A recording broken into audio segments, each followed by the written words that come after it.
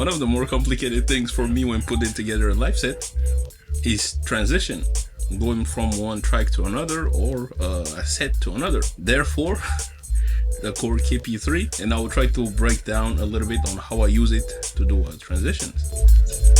Water. Alright, so two devices right here. I go into more details about my live setup in my live setup video breakdown.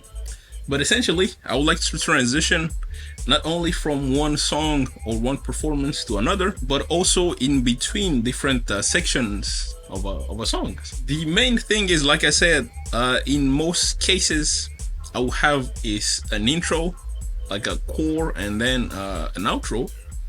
So for instance,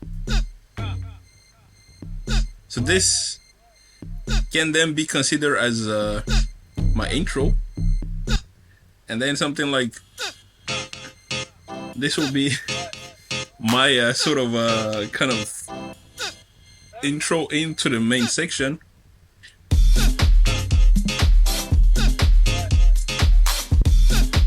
And that will be kind of like the main piece. And then when I'm trying to exit that song, I will do an outro. So I would like to record, because the KP3 has the sampling function. So I would like to record this output or outro, and then kind of transition into the launch of the intro of the other songs. So let's say I'm exiting out of this song. So now I only have the drums. So I have 16 beats.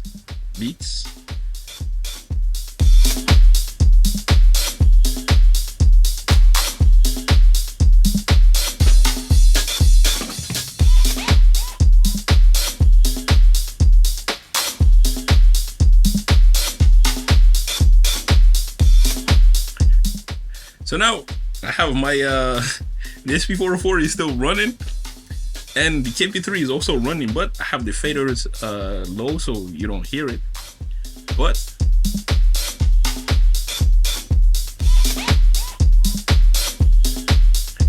so now it's only the KP3 that is running.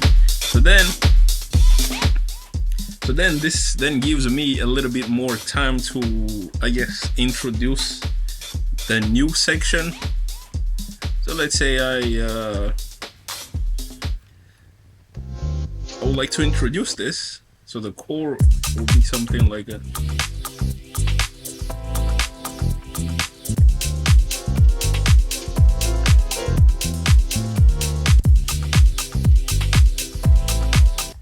something like this. So then, but this is still running. So a way I would do it is you can just start to play this as when you count, and that's already good. But one approach you can eventually do is to add a filter and drive on the KP3, on the SP404.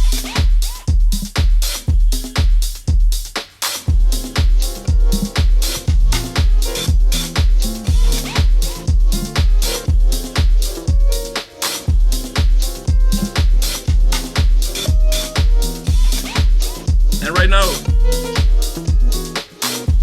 it's just a matter of kind of doing the transition, kind of moving in and then finding your cue to fully transition to the next song.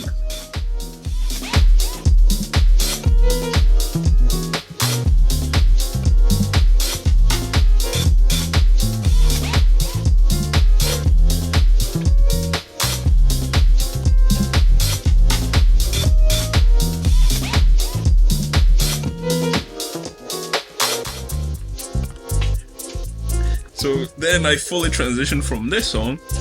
So then my pad is no longer needed. I can eventually delete it, resample other things on top of it. But that's just like me transition from another section. So then from here, I can just move around my own sequences on the SP404. But doing the transition on the KP3, for me at least, it doesn't necessarily end there, because that's just like when I transition from one song to another. I can eventually use this as well to transition between different sequences of the same songs. And since I have different effects on the KP3, one thing I really like is like this little burst of reverb. Of course, on the SP404 we have reverb as well.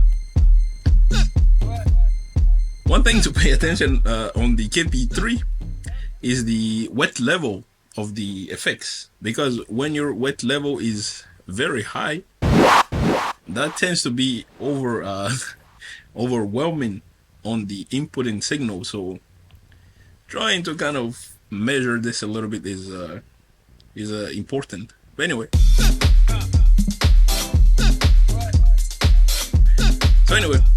so let's say I'm in this section where I'm kind of transitioning to kind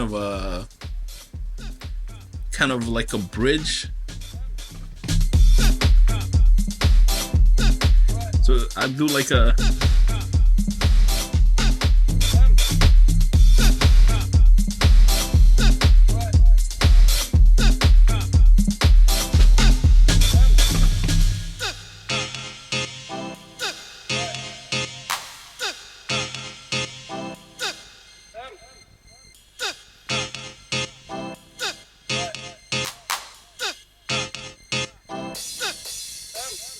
and that's that's one cool way. It's like reverbing into the next sequence.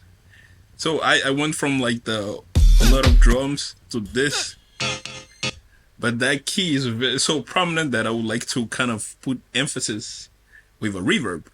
Well, of course you can do this with like a delay or something like this, but for me I think reverb is a lot nicer. Of course you have the white noises and stuff like this. You know, when I think the idea that I have is like when you use white noises, you would eventually want to put some sort of delay on top of it.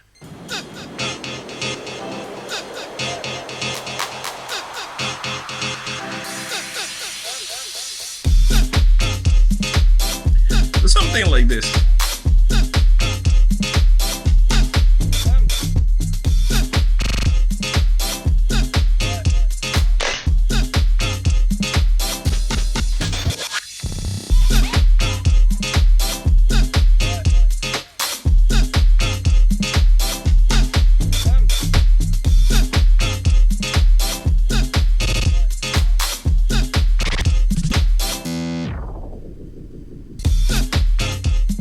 Anyway, so there is that. So this can, of course, in this example, I only use the reverb to kind of reverb things out. But you can also use like a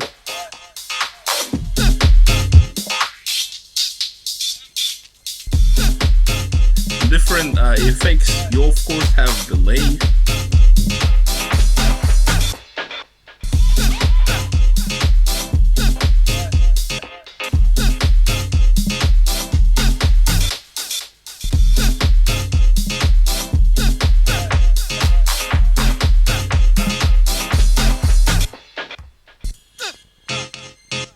So you all have like all sort of transition. You can do the delay mute. I think I call it delay mute, but I don't know. But there is the delay mute.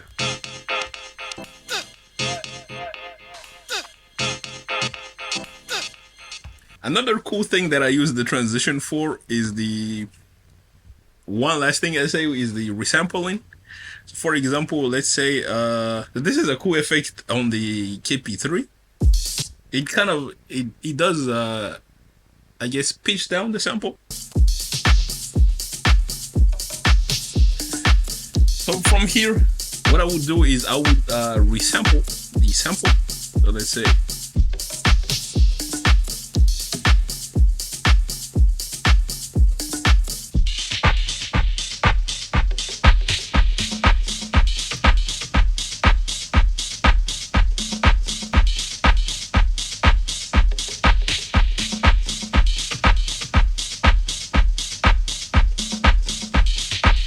I'm done with my sample, I'm just releasing.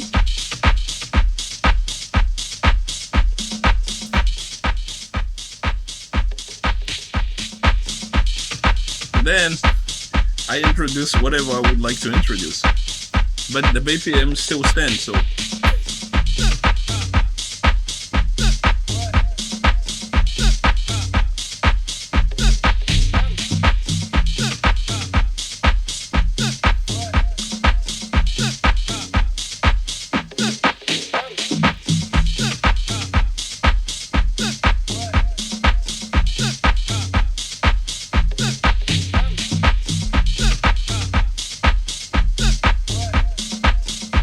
and then another way is to kind of cue out the lows. So let's try that one.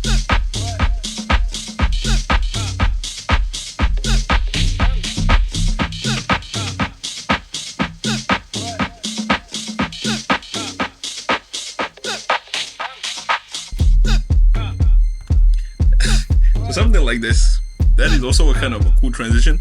But anyway, there is a lot of transition that you can do in between sequences, or entirely something like this. So it depends a little bit on kind of your creativity, I guess. But yes, this is how I use the KP3 as a kind of a transition device. How do you do your transition in a Dawless setup? I'm always kind of curious on how different performers and producers does their transition, because I think everyone kind of have like different ways. But yes, how do you do yours? But anyway, this is this is yet another use case for the KP3 for me. It's a really good device. I really like it. I enjoyed it. So yes, that's all. I have a couple of more videos coming, so stay tuned. But yes, thank you for watching, and I'll catch you on the next one.